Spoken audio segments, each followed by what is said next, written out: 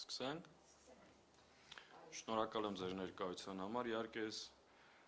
պլանավորում էի ոտքի վրա մի քանի հարցերի հետ կապված մեկնաբանություն տայի, բայց այս ֆորմատը ստացվեց։ Ամեն դեպքում ցանկանում տեղեկացնել այս պահին ինչ է կատարվում եւ ինչով է զբաղված ընդդիմությունը, մասնավորապես Հայաստան դաշինքը, նաեւ արձագանքելով մի շարք հարցադրումների, եթե ունայով մեր ընտրողների ու մեր հայրենակիցների։ Այս պահին հանրապետության տարբեր տեղամասերում տեղի է ունենում հաշվարկ, այսինքն մի շարք տեղամասեր մենք բողոքարկել ենք, որպեսզի տեղի ունենա վերահաշվարկ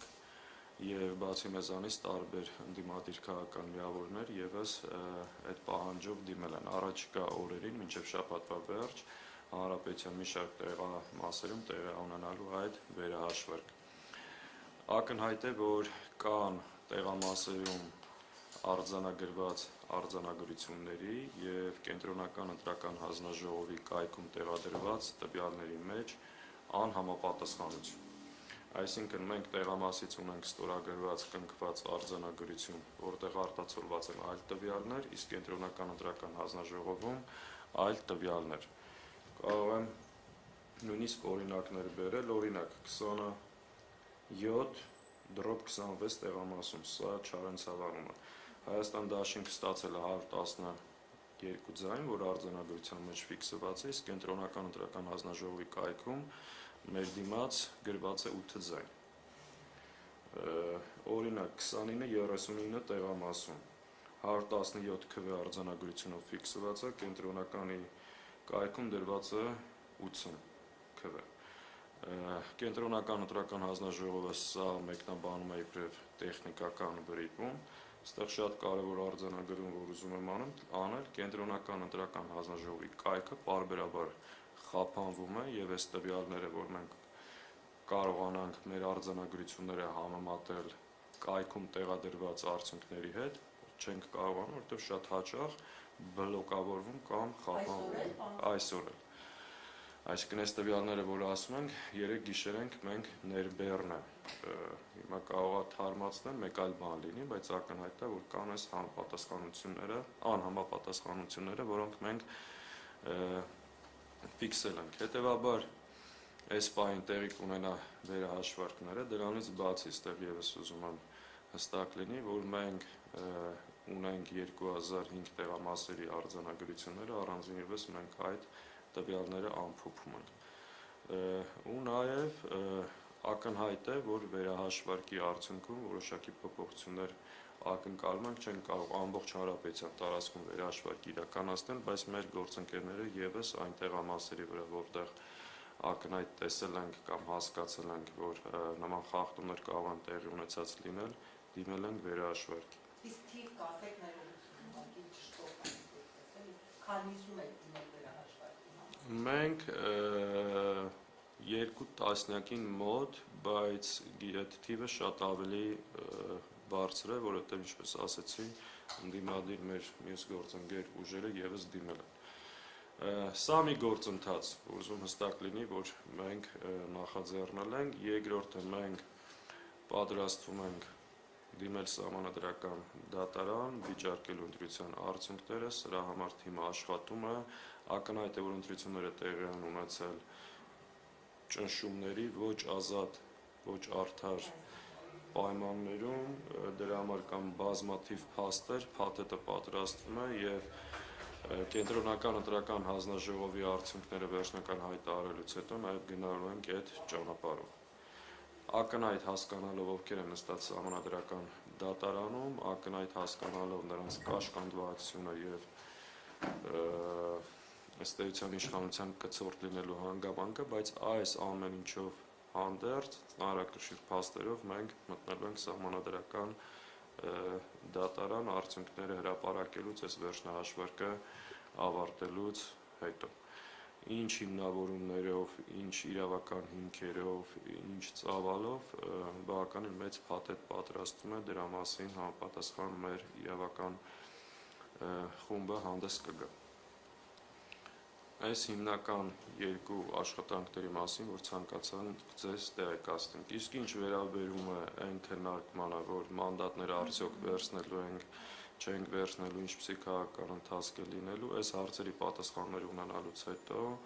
համապատասխան խորհրդակցություններ անցկացնելով նաև ընդդիմադիր քաղաքական գործընկեր ուժերի հետ, որովհետև կարծում ենք այդ որոշումը պետք է լինի միասնական։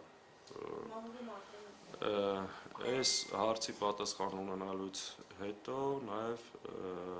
մենք մեր դիրքորոշումը վերջնական կհայտնենք։ Մի բան ընդհանրապես այս բան կարող է մեր հայրենակիցներին շատ հստակ ասել, որ մեր ցանկացած որոշում բխելու է ընդհանուր պայքարի տրամաբանությունից, մենք կիսում ենք այն մտահոգությունները, որ հնչեցվում են, բայց ամեն ինչ սառը դատելով, իրավիճակը գնահատելով եւ պայքարի հաջողության եւ շարունակության տեսանկյունից ենք այդ որոշումը ընդունել։ Այս նորից եմ ասում, այստեղ շատ կարևոր է միասնական ընդդիմադիր որոշումը, հակառակ պարագայում ցանկացած որոշում ընդունելիս կարևոր է միասնական որոշում։ Ու մենք process-ում նաև շատ կարևորում ենք հասկանալու Բարգավաճ Հայաստան կուսակցության շեմը հաղթահարելու հարցը, որովհետև ակնհայտ այստեղ մեր կարծիքով ապօրինություն է տեղի ունենում երրորդ ընդդիմադիր ուժին սահմանափակելու, որ մտնի խորհրդարան։ Դա ինչ է փոխելու կներեք, քանի որ Բարգավաճից խոսեցիք, երբ որ շեմը հաղթահարել է Բարգավաճը։ Պարզ, տեսեք, ընդհանուր կարևորում ենք այդ հարցը, նախ ապօրինությունը վերացնելու իմաստով, երկրորդ ակնհայտ է դառնում, որ դրանից հետո 3/5 առնվազն չի ունենալու։ Բայց որ ասեմ ուղիղ եւ անմիջական դրանից է կախված որոշումը չէ, բայց դա եւս հաշվի առնելու ենք նախ անարդարությունը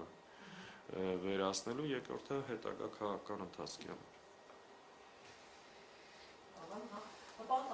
Կարծում եք, որ ընդդիմության հետ համագործակցած մյուս ուժերի, ընդդիմությունը համագործակցած է, նախքան արդեն քննարկվում է, բոլորը ձեր տեսակետը կիսում են եւ ինչ է տալու օրինակ մանդատներ վերցնելը եւ չվերցնելը։ Ես այդ հարցի մեջ այս պայն չեմ ուզում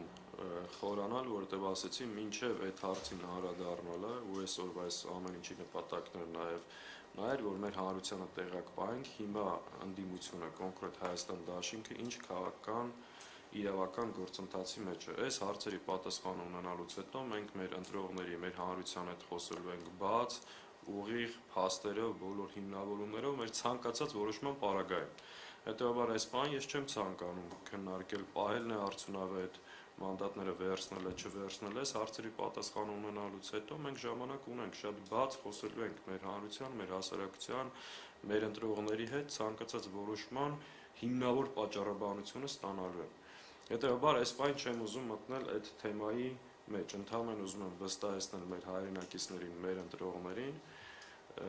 որ ինչ որոշում որ ընդունենք, դա պայքարի տրամաբանությունից է ելնելու եւ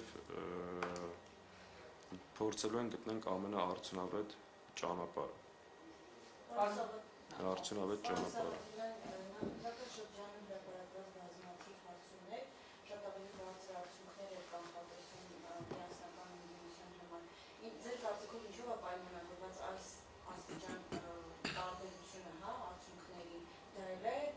ձայնագրության, ընտրախախտումների արդյունք։ Ընտրությունները տեղի են ունեցել համատարած բռնաճնշումների, բռնությունների եւ ապօրինությունների պայմաններում։ Ակնհայտ իշխանությունը իր վարչական պետական ռեսուրսներով, նաեւ անօրինական, հակաօրինական, երբեմն հակապետական, երբեմն սահմանադրական կարգ տապալելու ճանապարհով ընդդիմադիր քաղաքական ուժերի գործունեությունը խոչընդոտել է եւ կիրառել բազմաթիվ սահմանափակումներ։ Ապօրինությունների շարքին վերջ չկա, իմիջիալոց այդ մասին եւս մենք համապատասխան փաթեթներ պատրաստում ենք։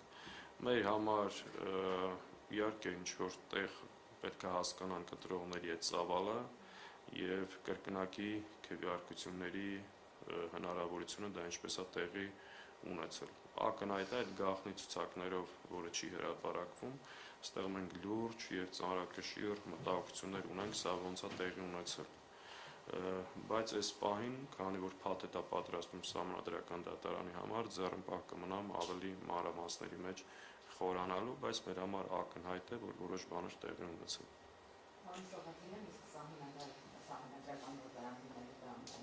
դաշինքն անելուց թե նաև դալիք։ Ես կարծում եմ, այստեղ չունենք պայմանավորվածություն նաև այս ձեր հարցին, չունենք վերջնական խոսակցություն, բայց կարծում եմ, որ մյուս ընդդիմադիր ուժերը եւս այս ճանապարհով կգնան։ Հիմա դա կլինի միասնական փաթեթով, թե առանձին, դա չենք որոշել, չենք քննարկել, որոշում չունենք այդ իմաստով։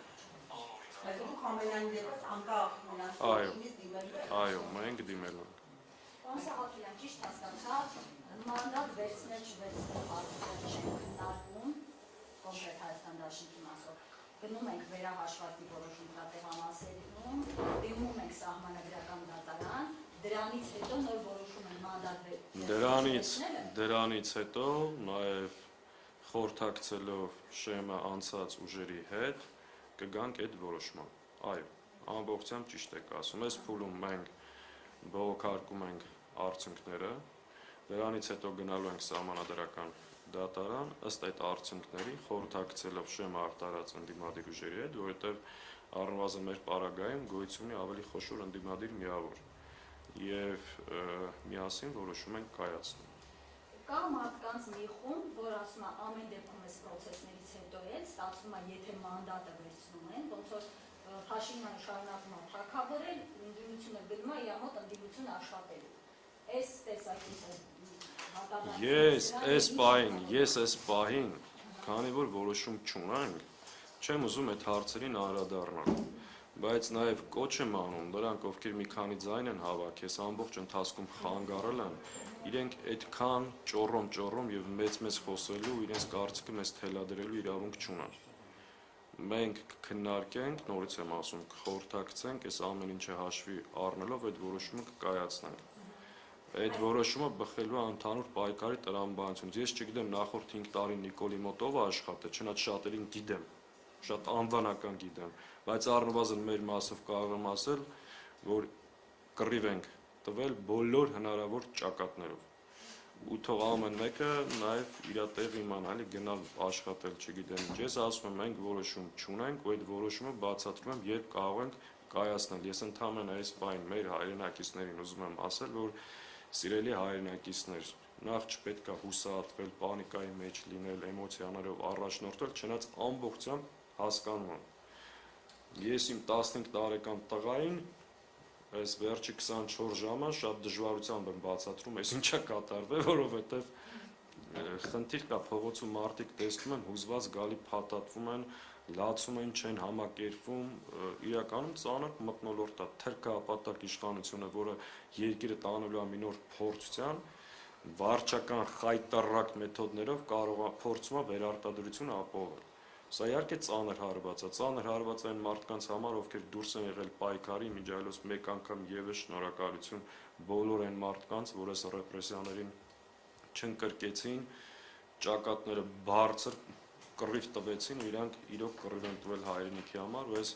պայքարը պետք է շարունակել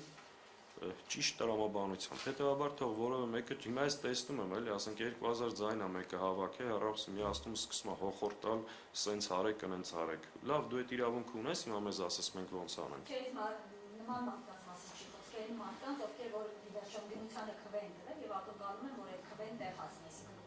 Ցանկացած մեր, տեսեք, մենք մեր վերջապես ավելի սենց շատ անկեղծ բարձ ասեմ, էլի, մեր հենարանը մեր ընտրողներն են։ Առնվազն այս փուլում մեզ ձայն տվածներն են, մենք ինչ որոշում որ կայացնենք, պետք է հասկանանք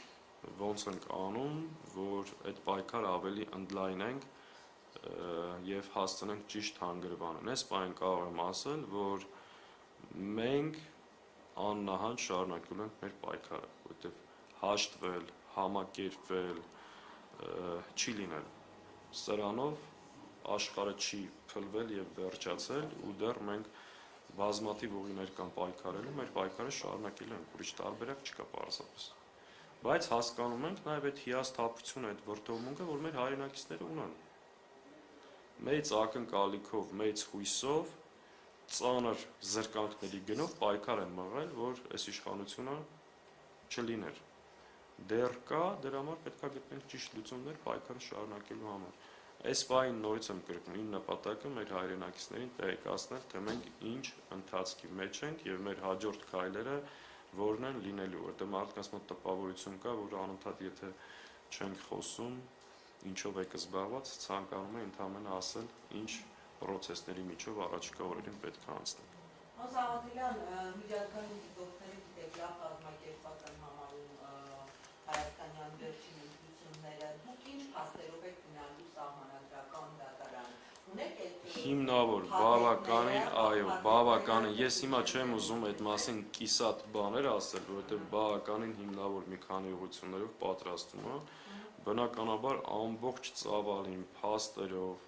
նյութերով, օրինակներով, ամեն ինչին ծանոթանալու եք, ու ինքը բավականին ծանրակշիռ է լինելու, իսկ ինչ վերաբերում միջազգային դիտորդներին, նախ դուք տեսակ ոչ միանշանակ գնահատականներ կա այնտեղ, նաև մի շարք ընտրախախտումների, ապօրինությունների, վարչական ռեսուրսի մասին անդրադարձ կա, բայց անկեղծ որ ասեմ, նաև նախընտրական շրջանում ու դրանից առաջ շատ դիտորդական առաքելություններ իրականացնող կազմակերպությունների պահվածքից արդեն մեր ակնհայտ էր, որ իրենք ոչ թե պարզապես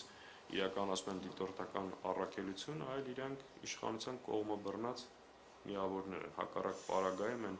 խայտառակ ապօրինությունները, որ տեղի էին ունենում, իրենք մի անգամ պատշաճ եւ ամբողջական կարձագանք էին։ Հետեւաբար մենք ակնհայտ տեսնում ենք երկակի ստանդարտների կիրառում եւ եթե սա է ժողովրդավարության մասին